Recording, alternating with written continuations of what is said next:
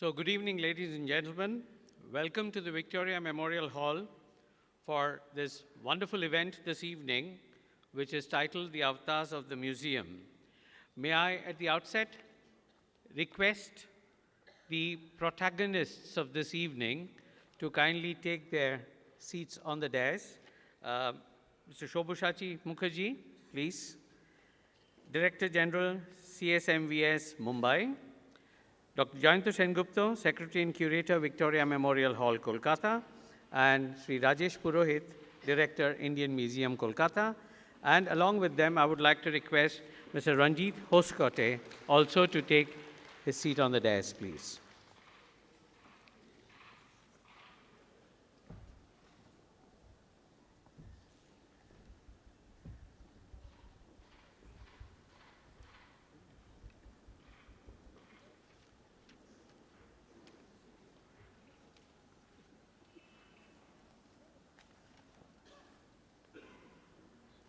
So as they say, pleasant things first. So there are some mementos to be handed over on the dais. On behalf of the CSMVS, I would like to request Divya to kindly do the honors.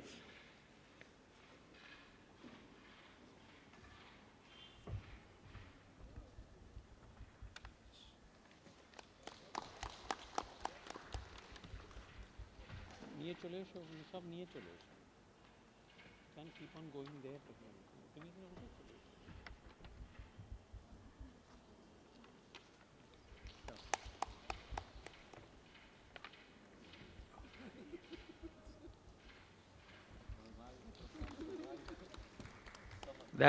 That looks like carrying coal to Newcastle, is it? Right. On behalf of the Victoria Memorial Hall, the Administrative Officer, Mr. Nitish Kumar Das, will felicitate the dignitaries on the dais.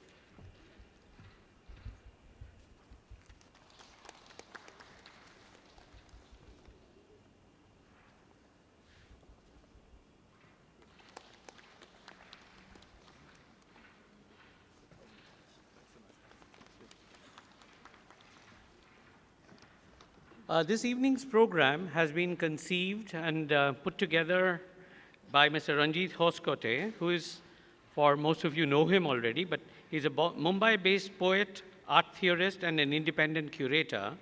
He has numerous publications and articles to his name. He has curated several exhibitions, the latest one being State of Housing, co-curated with Rahul Mehrotra and Kaivan Mehta. So without much ado, I would like to hand over the proceedings for the rest of the evening to Ranjit Hoskote, who will give you a backgrounder about the evening's event and then invite the speakers one by one to make their comments. So over to you, Mr. Hoskote. Thank you so much for those gracious words of welcome. And it's really a great privilege and overwhelming privilege to be here in this particular building, which for me has always been a structure of fantasy. And also to be in this city where so many of these narratives that we're engaged with and thinking of, where these narratives began. Narratives that, as you all know, emerged from the entanglements of power and knowledge, control, as well as a genuine desire to understand across all kinds of borders of cognition. And it's fitting that we should be here for this edition of what we're calling the Itinerant Institute, because it's this discourse-making aspect of the exhibition is integral to the project of India and the world. Because as some of you, I'm assuming, have seen the exhibition. If not, I do hope you'll be able to make it to Bombay to see it. The exhibition, which unfolds in 9 stories, 9 theaters of human action and agency, is really a story about cultural confluences, about convergences, about the things that have brought people and societies and continents together. So in a time when we are increasingly being divided and polarized, there's actually a certain, I would say, utopian and redemptive impulse to this project, which reminds us of everything that we share, not the things that hold us apart.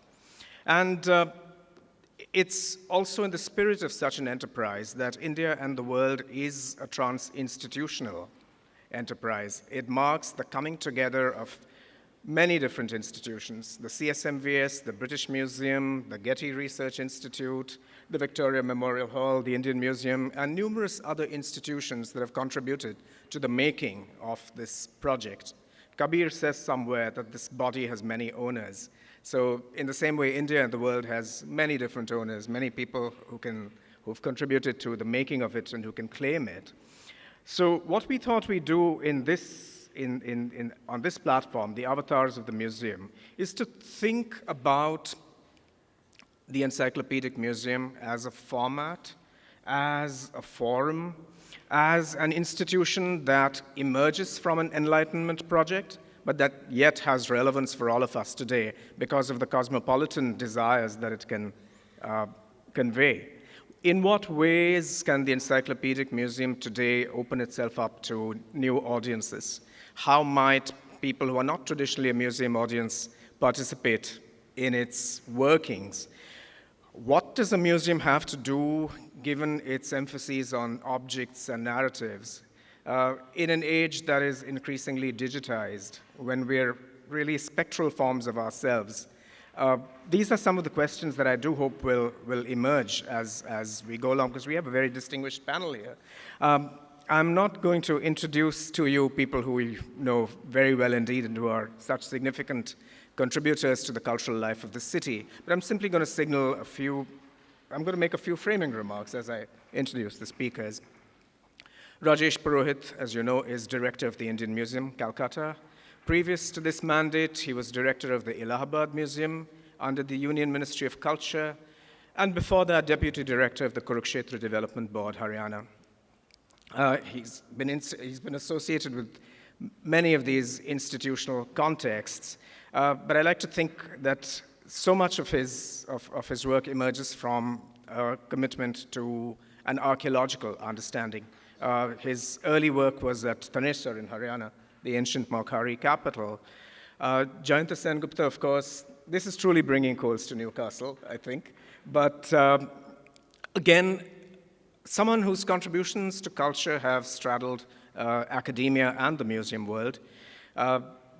As you know, he was associated with the University of Notre Dame, where he was professor of history, and has also served as visiting professor in various university contexts, and as secretary and curator of this institution in which this platform unfolds.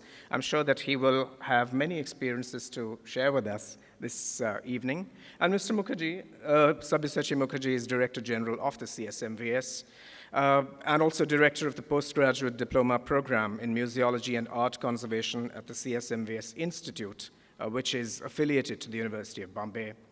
And as some of you know already, under his leadership, the CSMVS has embarked on its own journey of self-transformation from the model of a museum that is a container of objects to a museum that's more of a platform for evolving discoveries, one might say.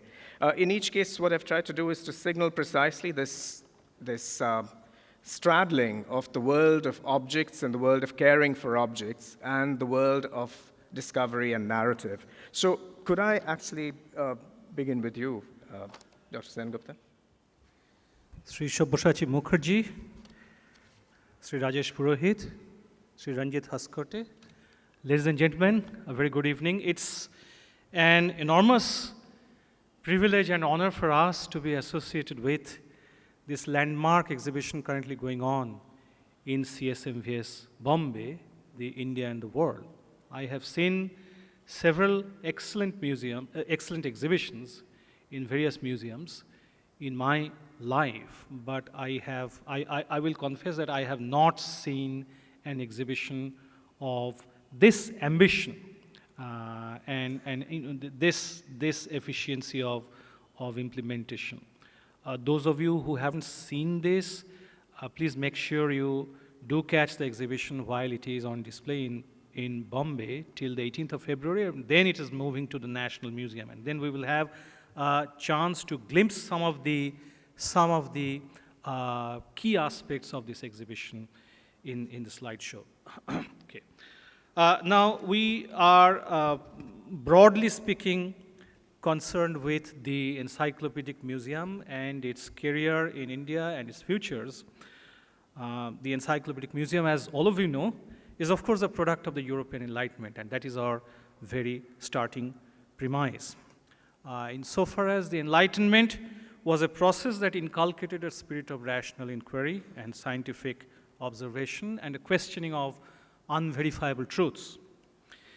The Enlightenment spirit was also about ordering the world and about classifying knowledge, making lists and inventories and databases and attaching labels to them in order to make sense of a world that had expanded both physically with the geographical discoveries of the late 15th and throughout the 16th centuries, especially the New World, the Americas, as well as in terms of the expansion of knowledge over the 16th and 17th centuries, especially the 17th century, known as the century of the scientific revolution. With this revolution in knowledge, we see the growth of an encyclopedic outlook. We have the French group of scholars and philosophers whom we describe as the encyclopédie, who had a direct intellectual influence over the French Revolution of 1789. They published their encyclopedia in French in the 1750s and 60s. And around the same time, between 1768 and 1771, the first edition of the Encyclopedia Britannica, the iconic example of encyclopedias in the world, was also published in Edinburgh. And this is the spirit that we see flowering in the pioneering instances of the world's great encyclopedic museums. The British Museum, which is a key collaborator in this landmark exhibition, India and the World, was established in 1753, but opened its doors to the public in 1759. And its subsequent expansion in one of the world's largest and greatest museums depended very critically on the global expansion of the British Empire, on the British drive for colonization worldwide. Similarly, the Louvre in France, in Paris, France, was founded in 1792-93 at a key moment in the history of French nationalism, out of the objects confiscated from the monarchy and the church. Around the same time, when the deposed Bourbon monarch, Louis XVI, was deposed and executed in 1793. And subsequently, as we know, the collection of the Louvre Museum bloomed with objects plundered from Europe, especially Italy. They were plundered by a rampaging Napoleon in the 1790s. And the Hermitage of St. Petersburg was also founded by Empress Catherine the Great in 1764, but it was an exclusive museum, not open to the public till 1852, hence its name Hermitage, a place for hermits or recluses. But in 1852, it was open to the public, and then it built upon its initial collection through acquisitions made through an expanding Tsarist Russian Empire. So the bottom line is that all of these iconic museums, which we look upon as absolute leaders in the global museum scenario, have a history that is integrally linked with the history of imperial expansions, colonial plunders, etc.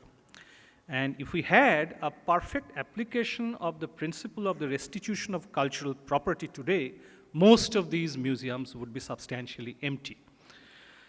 Except perhaps the Met, the Metropolitan Museum of New York, which opened to the public in 1872, and which built up its collection mainly through purchases, reflecting the power of American capitalism, the power of money, which of course is not entirely delinked with the ideas of expansionism and America's empire worldwide in the late 19th, early 20th centuries.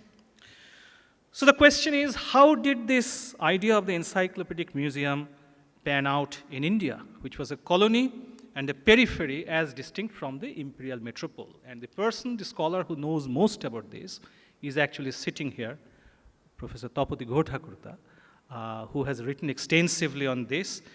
And I will essentially paraphrase her work, Professor Tapati Ghotakarta's work, especially Monuments, Objects, and Histories, the Institutions of Art in Colonial India.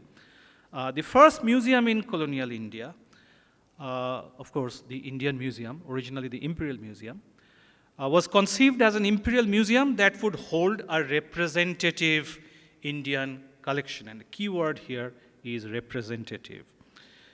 But it was also different in form, functioning, and location, so that it was separated from its metropolitan counterpart and was never to be mistaken for its metropole, which was the British Museum. The focus was thus on local knowledge, which was specific to the needs and context of the Indian Empire. Through the foundation of the Indian Museum, in its early avatar as part of the Asiatic Society from 1814, and then as the Imperial Museum from the 1860s, let me quote Professor Tapati Ghotakarta here, I quote, "India's exotic universe in its entirety, in its past and present, in its natural and human wealth, scientific and civilizational resources, offered itself to the space of the museum. To the Western antiquarian, India could figure as a single unified site where her flora and fauna, her fossils and minerals, her cultures and customs, her diverse people, and no less, her arts and antiquities could all feature within the same collective constellation, even as each had its own classificatory labels." End of quotation. The collection of this Imperial Museum was in the first phase dominated by natural history, with many specimens collected by the scientific surveys of the empire, like the botanical, the zoological, the geological. But at a later stage, from the 1880s onwards, ethnography and archaeology also came to define the collection very critically.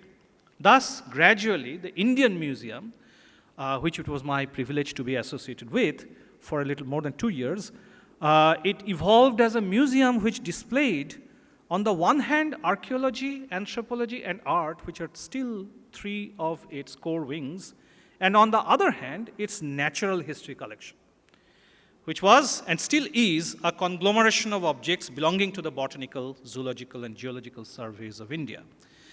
The separation of these 2 wings, on the one hand, the archaeology, anthropology, and art, and on the other hand, the natural histories, is, I think, the most important shift in the display system, with the Indian Museum becoming, in a broad sense, 2 museums in one.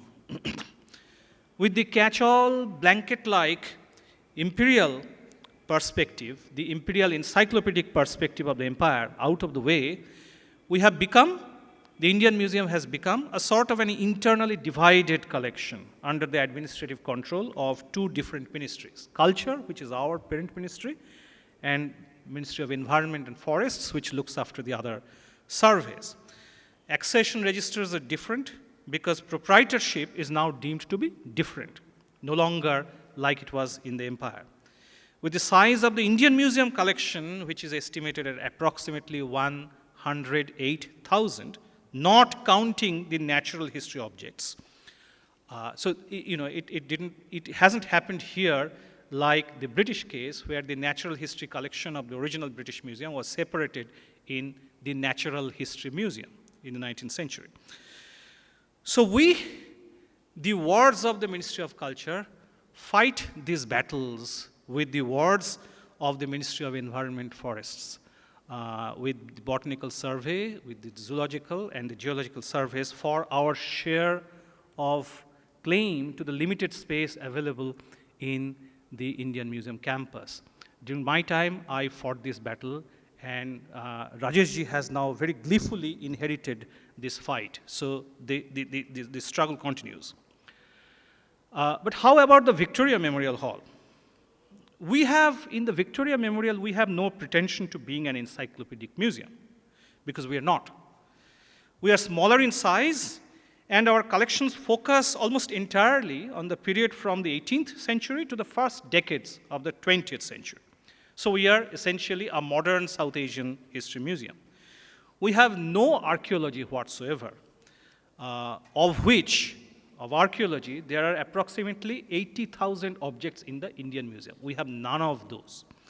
Although, quite interestingly, we have the private papers of Sir Alexander Cunningham. So the Victoria Memorial Hall was also founded at a completely different moment in the career of the British Empire. As all of you obviously know, the Victoria Memorial started as a museum dedicated to the memory of Queen Victoria, and it was one which was designed to showcase the achievements of the British Empire and what Lord Curzon thought to be the achievements of the Indian people under the empire. But for all practical purposes, it was an empire museum which reached out to and included only what the empire considered to be good Indians, mainly the Rajas of princely India, who were a solid bulwark of support for a colonial administration which was contested increasingly stridently by the burgeoning Indian nationalist movement.